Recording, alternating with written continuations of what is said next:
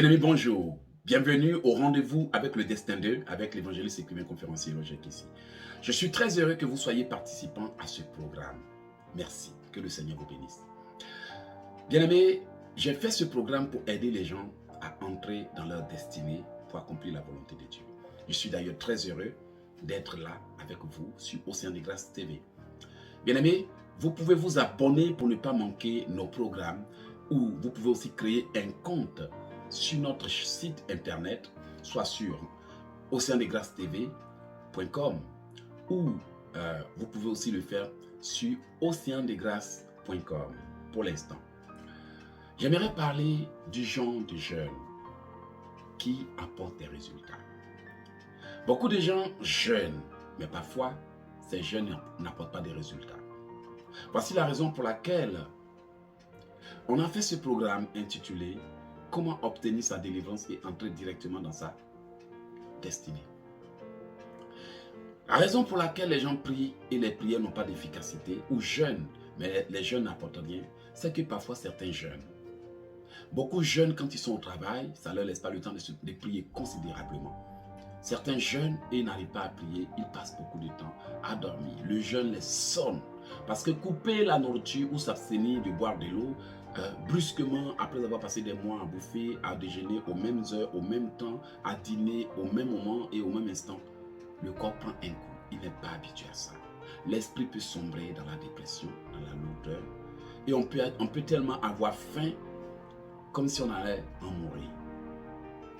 Pourtant, certains aimeraient faire des jeûnes efficaces pour pouvoir entrer dans leur destinée. Comment donc prier efficacement après avoir pris des moments de jeûne ou bien durant les moments de jeûne?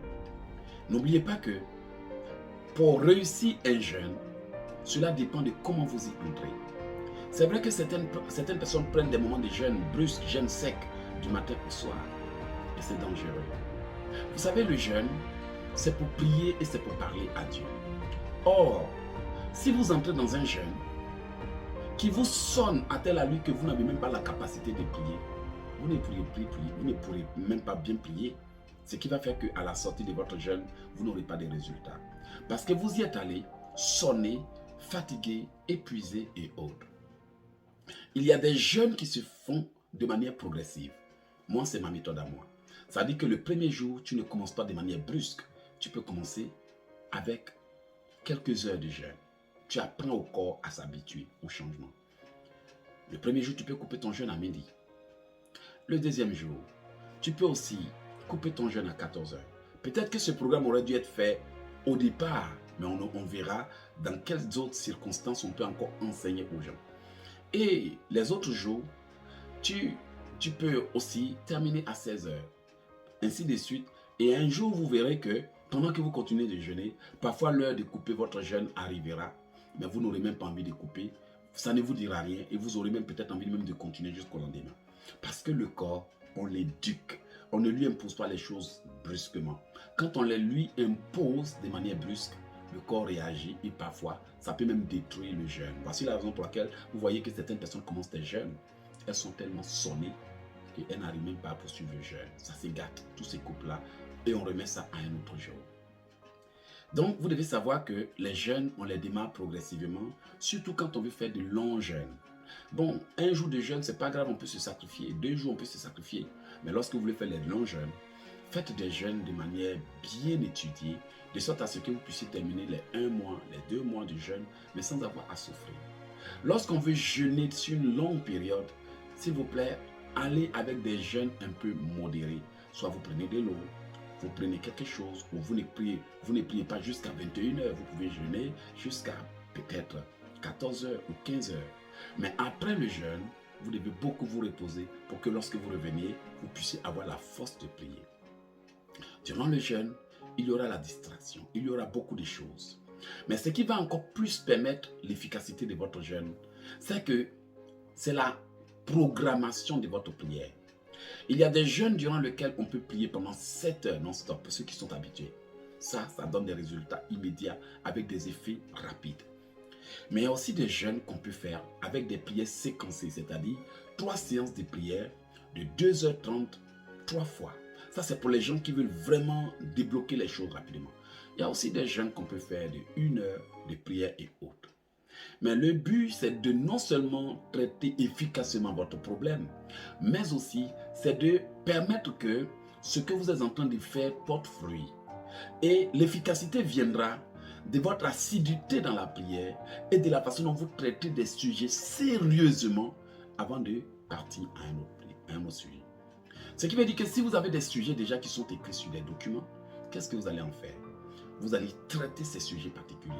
Si ce sont des livres de prière que vous utilisez, vous choisissez un thème qui correspond à votre truc et vous vous concentrez dessus. Et pendant que vous vous concentrez dessus, assurez-vous de prier. Si vous êtes en train de jeûner et de prier ensemble, vous pouvez faire des sujets de manière générale.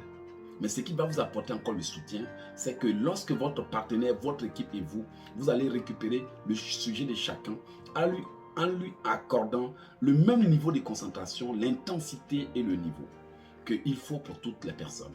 Parce qu'il y a des gens qui prient en groupe, certains ne prient pas bien pour le sujet des autres, ce qui fait que certains s'en sortent et d'autres ne s'en sortent pas. Il y a des gens, quand ils prient en groupe, pendant que tu es en train de prier pour X, Y et Z, il y en a qui prient seulement que pour eux seuls. Vous voyez? Donc, quand tu dis prions pour toi, on prie pour elle. Prions pour toi, on prie pour toi. Mais quand on dit prions pour elle, cette personne continue de prier encore pour son sujet. Vous devez veiller à ce que vos équipes soient en harmonie. Voici pourquoi la Bible déclare que si 2 ou 3 s'accordent pour demander, ils le recevront. Mais ils doivent être en accord, en esprit, en pensée, en temps et en âme. Donc, il ne s'agit pas de prier pour toi quand on dit de prier pour l'autre. On dit prier, puis bon, il y en a qui s'arrêtent très vite alors qu'on est encore en train de prier pour l'autre.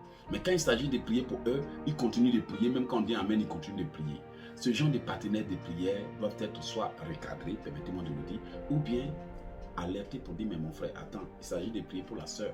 Quand on prie pour toi, tu pries pour toi. Quand on prie, tu continues. Quand c'est pour toi, tu pries. Quand c'est pour quelqu'un d'autre, tu coupes vite la prière et tu ne dis plus rien. Vous devez vraiment les recadrer. Parce que j'ai étudié le système de jeûne et j'ai vu que certaines personnes prient avec d'autres personnes qui les empêchent d'avancer.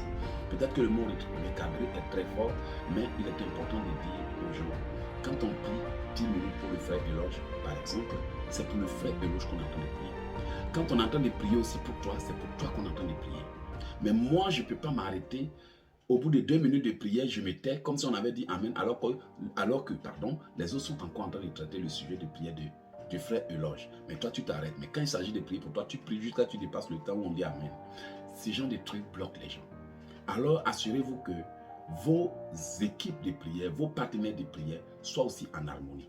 Maintenant, si vous voulez jeûner seul, alors cela va devenir difficile parce que vous allez devoir vous autodiscipliner pour respecter exactement les temps de prière, pour prier jusqu'à... Parce qu'il y aura des moments où vous aurez la paresse de prier. Mais c'est ce qui va vous motiver, c'est que parfois, lorsque vous arrêtez de prier, vous mettez le réveil, vous dormez et vous vous reposez. Vous vous réveillez, vous prenez votre bain et vous recommencez la prière. Ça vous permettra d'être plus efficace. Plus efficace. Et maintenant, accordez-vous au moins 2 heures de prière 3 fois par jour ou bien 7 heures de prière pour ceux qui veulent faire des programmes de prière courts pour quelques jours ou bien 3 fois la prière de 1 heure. Tout dépendra de vous. Mais vous devez savoir que ce n'est pas tout simplement parce que vous avez pris un moment de jeûne que vous aurez le déblocage. C'est tout simplement parce que vous vous serez disposé pour parler à Dieu. Vous aurez accompagné votre jeûne et prière de louange et d'adoration et que vous aurez pris des mesures, des prédispositions que vous allez remarquer que cela vous apportera quelque chose. Donc, c'est le procédé de la prière durant le jeûne qui va vous aider. Donc, il faut que votre système de prière, chaque fois que vous décidez de prier, il faut que votre prière soit bien organisée. Regardez ce que la Bible nous dit. Vers le milieu de la nuit, Amen, Paul et Silas priaient. Regardez ce que la Bible a dit. Vers le milieu de la nuit, Paul et Silas priaient et chantaient des louanges à Dieu. Donc vous comprenez que pour que la prière soit efficace, la Bible dit qu'on doit prier et chanter des louanges à Dieu. Et c'est ce qui manque dans beaucoup de jeûnes et prières.